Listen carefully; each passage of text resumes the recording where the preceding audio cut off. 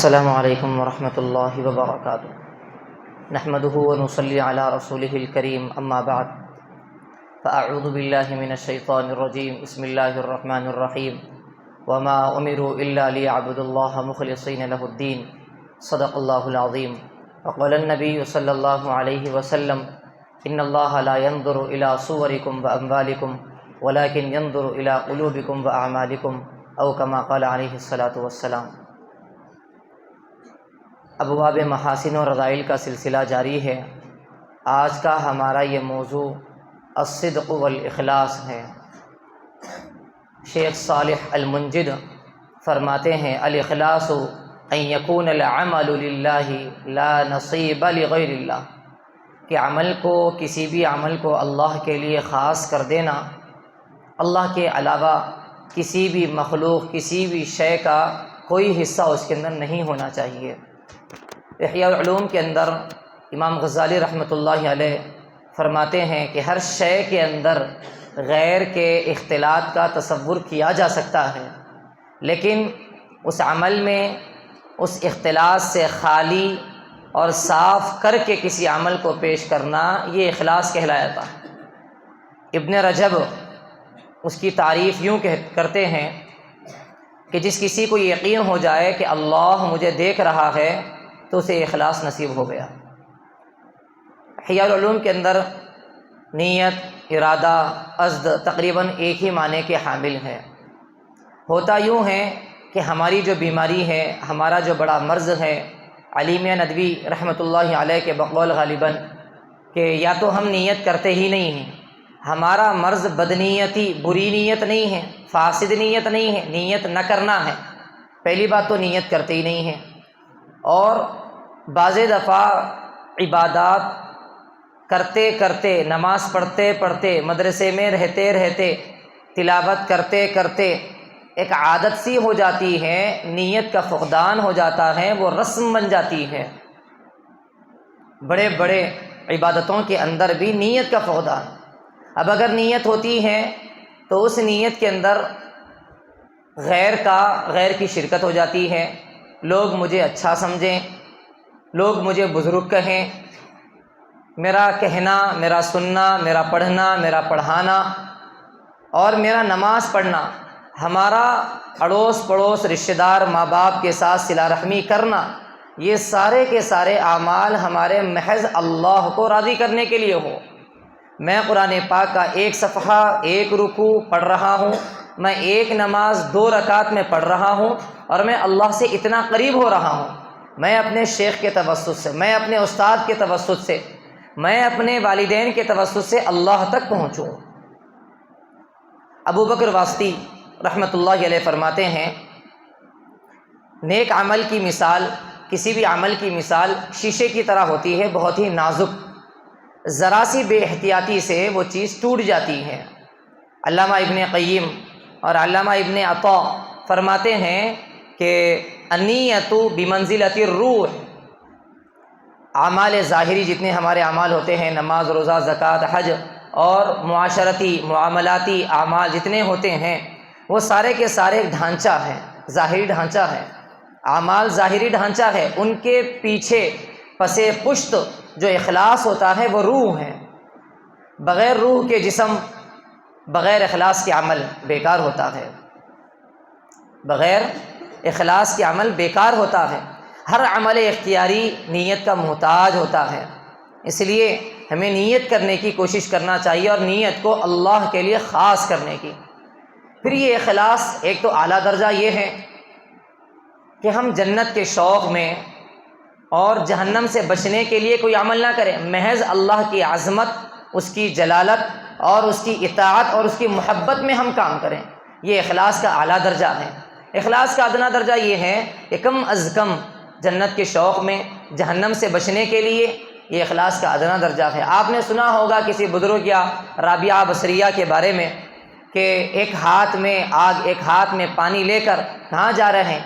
میرا دل چاہتا ہے کہ میں اس پانی سے جہنم کی آگ کو اور اس آگ سے جنت کو آگ لگا دوں، تاکہ لوگ جنت اور جہنم کے شوق اور اس کے ڈر سے عمل نہ کریں، اللہ کی محبت اور اللہ کی عظمت اللہ کی اطاعت کی خاطر عمل کریں۔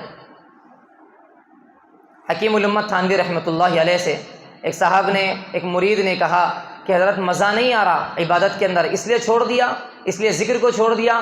حضرت نے فرمایا عبد اللطف مت بنیے، عبد اللطیف بنیے، مزہ آئے تو کریں گے، ایسا نہیں ہے مزہ آئے نہ آئے، لطف کے بندے مت بنیے، لطیف کے بندے بنیے، لطیف کے بندے بنیے۔ طریقت کی خاص غایت یہ اخلاص ہے، اللہ کے احکام اور اوامر کا مرغوب طبعی ہو جانا اور نواہی کا مکروہ طبعی ہو جانا۔ اخلاص کے فائدے، شیخ صالح منجد فرماتے ہیں کہ بہت سارے فائدے ہیں، انہوں نے 15-18 فائدے ذکر کیے ہیں۔ پہلا فائدہ ہے قبول العمل، کسی بھی عمل کی قبولیت کے لیے اخلاص شرط ہے۔ الناس کلہم ہالکون الا العالمون، کہ سارے کے سارے لوگ ہلاکت میں ہیں سوائے جاننے والے۔ والعالمون کلہم ہالکون الا العاملون، سارے کے سارے جاننے والے ہلاکت میں ہیں سوائے عمل کرنے والے۔ والعاملون کلہم ہالکون الا المخلصون، اور عمل کرنے والے سارے کے سارے ہلاکت میں ہیں سوائے مخلصین، اپنی نیتوں کو، اپنے اعمال کو اللہ کے لیے خاص کرنے والے۔ آپ نے حدیث سنی ان اللہ لا ينظر الى صورکم واموالکم، اللہ رب العزت ہمارے ظاہری اعمال کو اور ہماری صورتوں کو نہیں دیکھتا ہے، ہمارے اعمال کو اور ہمارے دلوں کو دیکھتا ہے، جس دل کے اندر ہماری نیت اور نیت کا اخلاص ہوتا ہے۔ دوسرا فائدہ ہے حصول اجر، جتنے بھی عبادات اور نیک کاموں پر اجر ملتا ہے وہ اجر اخلاص کے بعد ہی ملتا ہے۔ اسی طریقے سے تعظیم العمل الصغیر حتی یصبح کبیرا، چھوٹے سے چھوٹا عمل بڑا بن جاتا ہے اخلاص سے۔ نورانی قاعدہ پڑھانے والا اور بخاری پڑھانے والا اپنی نیتوں کے اعتبار سے برابر بھی ہو سکتے ہیں، آگے بھی ہو سکتے ہیں، کم بھی ہو سکتے ہیں، چھوٹے سے چھوٹا عمل بڑا بن جاتا ہے اخلاص کے ساتھ۔ مشہور ہے، آپ نے سنا، اخلاص کے ساتھ کھجور کی گٹلی کا خرچ کرنا اور بغیر اخلاص کے بغیر اخلاص کے احد پہاڑ کے برابر خرچ کرنا۔ چوتھا فائدہ مغفرت الذنوب، اخلاص کا چوتھا فائدہ گناہ بخش دیے جاتے ہیں۔ ادراک اجر العمل، کبھی ایسا ہوتا ہے کہ آدمی کوئی عمل کر نہیں پاتا ہے لیکن اس کے اخلاص کی بنا پر، اس کی نیت کی بنا پر اللہ اسے اجر سے نواز دیتا ہے۔ اسی طریقے سے عادات عبادت بن جاتے ہیں۔ نیت آپ نے کی، سونے میں، کھانے میں، کسی بھی چیز میں نیت خالص اللہ کے لیے بنائی تو وہ عادتیں آپ کی عبادات بن جاتی ہیں۔ حمایت النفس من الشیطان، شیطان کے داؤ سے بچ جاتا ہے۔ انقطاع الوساوس والبعد عن الریا، ریا سے بچ جاتا ہے، وساوس کا سلسلہ ختم ہو جاتا ہے۔ النجات من الفتن، فتنوں سے نجات مل جاتی ہے۔ مخلص کی الٹی بھی سیدھی ہوتی ہے، ایک ایک پر ایک ایک فائدے پر ایک ایک واقعہ ہے۔ زوال الہم وکثرت الرزق، رزق کے اندر برکت ہوتی ہے۔ ہموم اور صعوبتیں ختم ہو جاتی ہیں۔ کفایت اللہ ما بینہ و بین الناس، اللہ تبارک و تعالی حکمت بھی عطا فرماتا ہے، علم لدنی عطا فرماتا ہے۔ من عمل بما علم ورثہ اللہ علم ما لم یعلم، اللہ تبارک و تعالی عمل کرنے والے کو علم لدنی عطا فرماتا ہے۔ بخاری شریف کی پہلی روایت ہے انما الاعمال بالنیات وانما لامرئ ما نوى فمن كانت هجرته الى الله ورسوله فهجرته الى الله ورسوله ومن كانت هجرته الى دنیا يصيبها فهجرته الى ما هاجر اليه۔ اور اگر اخلاص اگر نہ ہو تو پھر جتنے فائدے ذکر کیے گئے ہیں اس کا الٹا کرتے چلے جائیے، جہنم کے اندر ڈال دیے جائیں گے، اعمال قبول نہیں ہوں گے، مصیبتیں پریشانیاں آ جائیں گی۔ اس کا طریقہ حصول کیا ہے؟ کیسے یہ اخلاص ہمارے اندر پیدا ہوتا ہے؟ ایک تو صحبت سے حاصل ہوتی ہے چیز، واقعات کے پڑھنے اور سننے سے۔ آپ نے سنا حضرت علی رضی اللہ عنہ کے بارے میں، جنگ کے میدان میں یہودی پر غالب آ گئے، اس کے سینے پر چڑھ بیٹھے، لیکن جب اس یہودی نے تھوکا تو فوراً سے وہ سینے پر سے اتر گئے۔ یہودی نے پوچھا آپ غالب آ جانے کے باوجود بھی آپ کے ہاتھ میں ہتھیار ہیں، اب تو سر قلم ہونا ہی تھا، پھر بھی آپ رک گئے؟ کیا جواب تھا؟ اب تک تو میں اللہ کے لیے کر رہا تھا، اب میرا غصہ اس میں شامل ہو چکا ہے، نفسانیت میری اس میں شامل ہو چکی ہے۔ تو اس اخلاص کی برکت سے عمل بھی قبول ہوا، اسے ایمان کی دولت سے بھی نوازا گیا۔ بنی اسرائیل کا واقعہ آپ نے بخاری شریف میں سنا ہوگا۔ ایک غار کے اندر 3 لوگ پھنس گئے، لیکن ان تینوں کے اخلاص والے عمل اور اس کا واسطہ دے کر دعا کرنے کی بنا پر اس غار سے وہ چھپ نکل گئے۔ اصل عمل تو اللہ کے لیے کرنا چاہیے، میرا شیخ مجھ سے راضی ہو جائے، میرا استاد مجھ سے راضی ہو جائے، یا میرے ماں باپ مجھ سے راضی ہو، صرف ان کے لیے کرنا، یہ اخلاص نہیں ہے، یہ اخلاص نہیں ہے۔ نہ گوری کو چاہے نہ کالی کو چاہے، پیا جس کو چاہے سہاگن وہی ہے۔ ابن عبد الملک حاکم، ان کے زمانے کا واقعہ آپ نے چھوٹی چھوٹی کتابوں کے اندر بھی پڑھا۔ قلعہ فتح نہیں ہو رہا تھا، ایک مخلص نقاب پہن کر کسی طریقے سے مشکلات کا سامنا کرتے ہوئے تیروں کی بوچھار ہو گئی، پھر بھی آگے بڑھا اور پھر اس کے بعد اس کے اندر کودا، اس کو نقب لگانا شروع کیا اور پھر اس کے بعد سارے مسلمان ایک بارگی حملہ کیے۔ اس مخلص کو بلا کر انعام دینے کی کوشش کی گئی ہے۔ اس مخلص نے اس شرط کے ساتھ اللہ کا واسطہ دے کر کہا کہ میں اس شرط کے ساتھ آپ سے ملاقات کروں گا کہ آپ نام نسب خاندان نہیں پوچھیں گے، کام مقصد ہے، جس کے لیے کیا تھا وہ راضی ہو جائے بس کافی ہے، آپ کو بتانا، لوگوں کو بتانا اصل مقصد نہیں ہے۔ ایک بزرگ اللہ والے سمندری راستے سے ایک بادشاہ کے شراب کے 100 مٹکے لے جا رہے تھے، تو وہ غصے میں آ کر، طیش میں آ کر کہ شراب اللہ کی لعنت کردہ چیز، چاہے وہ بادشاہ کا کیوں نہ ہو، توڑنا شروع کر دیا۔ 99 مٹکے توڑ دینے کے بعد ایک مٹکا چھوڑ دیا۔ بادشاہ کو معلوم ہوا، غصہ ہوا، پھر اس کے بعد اسے بلایا گیا۔ اسے سزا دینے سے پہلے اس سے یہ پوچھا گیا کہ 99 کو آپ نے توڑ دیا، پھوڑ دیا، ایک کو کیوں باقی رکھا؟ 99 کے موقع پر تو محض اخلاص تھا، اس کے بعد آخر والے مٹکے پر میرے دل میں یہ داعیہ پیدا ہوا کہ اب تو میری واہ واہ ہوگی، اب تو بادشاہ کے سامنے بھی میری واہ واہ ہوگی، لوگوں کے سامنے میری عزت ہوگی، اس لیے میں نے اس کو چھوڑ دیا، اس لیے میں نے اسے چھوڑ دیا۔ بخاری شریف ہی کا واقعہ، ایک شخص نے رات میں صدقہ کیا، چور کے ہاتھ میں دے دیا۔ دوسری رات صدقہ، صبح میں چرچا ہوا کہ چور کے ہاتھ میں پیسہ دے دیا گیا، غلط صدقہ ہوا۔ دوسری رات صدقہ ہوا، زانی کے ہاتھ میں دے دیا گیا۔ تیسری رات پھر دوبارہ اسی شخص نے صدقہ کیا، مالدار کے ہاتھ میں دے دیا گیا۔ اس بندے نے کہا کہ میرے اللہ، یہ سارا عمل آپ کے لیے میں نے کیا۔ تینوں کے تینوں صدقے اللہ نے قبول بھی فرما لیے اور ساتھ میں تینوں کو ہدایت سے نواز دیا۔ اللہ تبارک و تعالیٰ اخلاص کی برکت سے آپ نے ہماری کتاب، چھوٹی سی کتاب کے اندر حضرت ابو بکر صدیق رضی اللہ عنہ کا واقعہ پڑھا۔ غائبانہ وہ شخص بوڑھا تھا، نابینا تھا، روزانہ آ کر اس کے گھر کی صفائی کر کے جاتے تھے، نام نہیں بتایا، انتقال ہو گیا۔ وہ بوڑھا بیٹھ کر رونے لگا۔ 3 دن کے بعد جب حضرت عمر رضی اللہ عنہ کا گزر ہوا، انہوں نے پوچھا کہ کیا بات ہے؟ ایک شخص روزانہ آ کر گھر کی صفائی کر کے میرے راشن کا انتظام کر کے جاتا تھا، 3 دن سے وہ شخص نظر نہیں آ رہا ہے، نام تو بتا دیجئے۔ نام اس نے نہیں بتایا۔ انہوں نے سمجھ لیا کہ 3 دن ہو چکے، حضرت ابو بکر صدیق رضی اللہ عنہ کا انتقال ہو گیا۔ لوگ مرنے سے پہلے بھی اپنا نام بتانا نہیں چاہتے ہیں۔ حضرت زکریا، شیخ الحدیث زکریا علیہ الرحمہ نے واقعہ نقل کیا۔ ایک بزرگ جب اسے معلوم ہوا کہ فلانی جگہ درخت کے پاس شرک ہو رہا ہے، اس کی پوجا کی جا رہی ہے، طیش میں، الہیت میں، جوش میں توحید کی للکار کو لیتے ہوئے نکلا اور پھر اس کے بعد اس جھاڑ کو ختم کر دینے کی نیت سے نکلا۔ راستے میں شیطان کا مقابلہ ہوا۔ شیطان نے کہا کہ آپ پہلے میرا مقابلہ کیجئے، پھر بعد میں اس کا مقابلہ کرنا، بعد میں آپ جھاڑ کو توڑنا، کاٹنا۔ تو ایک ہی جھٹکے میں شیطان کو پچھاڑ دیا۔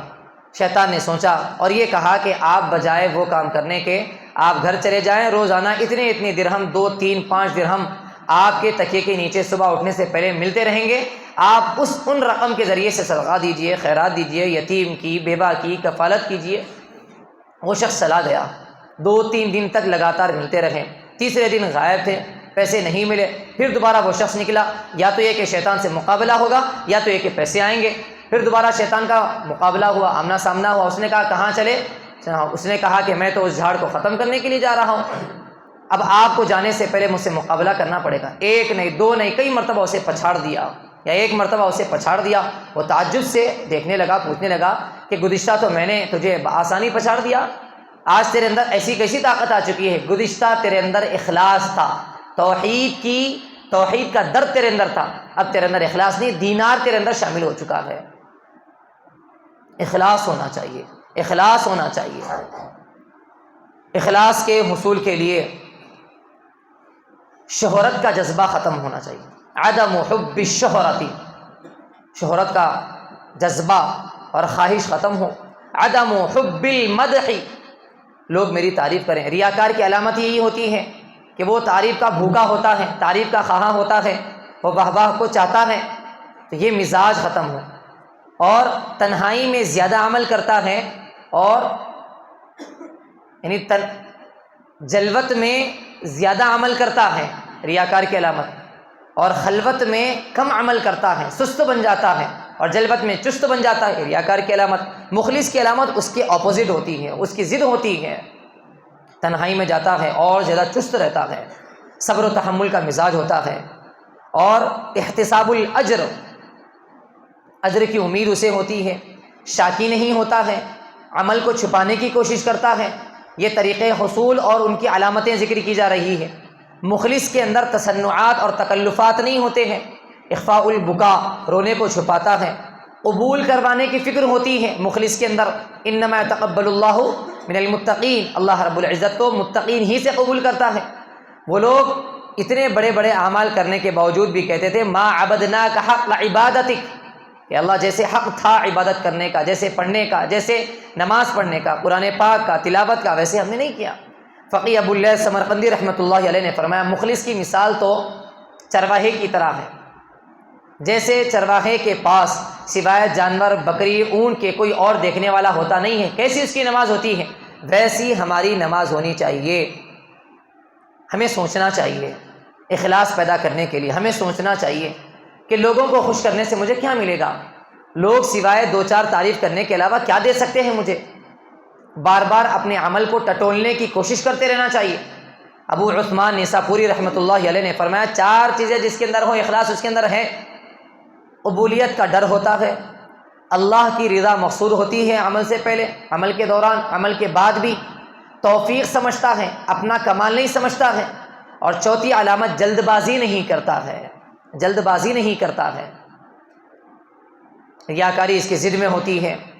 کمالات کے ظاہر کرنے کا اہتمام، حکیم الامت تھانوی رحمۃ اللہ علیہ نے فرمایا یہ ریا ہے، کمالات کے ظاہر کرنے کا اہتمام یہ ریا ہے، اپنے اپنے کمالات کو ظاہر کرنے کی فکر میں ہے۔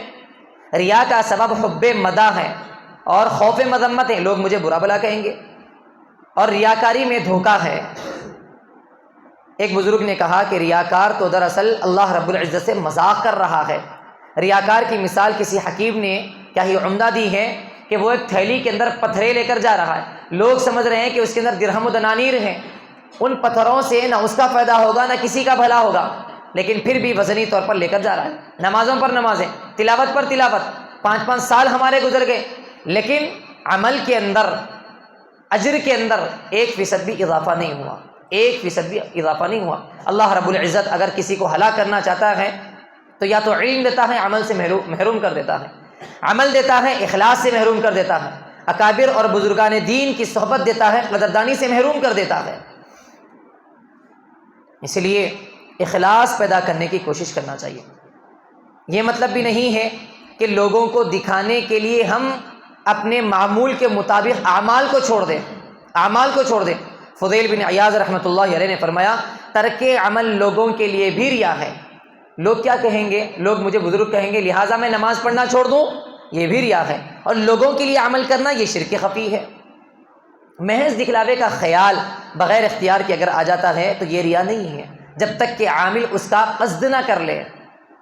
اپنے عیوب کسی دوسرے پر ظاہر ہونے کو پسند نہ کرنا یہ بھی ریا میں داخل نہیں ہے، ہر آدمی کی فطرت ہوتی ہے، فطرت ہوتی ہے۔ دوسرا ہمارا موضوع ہے الصدق۔ احیاء العلوم کے اندر صدق کا اطلاق 6 معنی پر ہوتا ہے، لکھا ہے امام غزالی رحمۃ اللہ علیہ نے، قول میں صداقت ہو، نیت میں صداقت ہو، ارادے میں صداقت ہو، عزم میں صداقت ہو، عزم پورا کرنے میں صداقت ہو، عمل میں صداقت ہو۔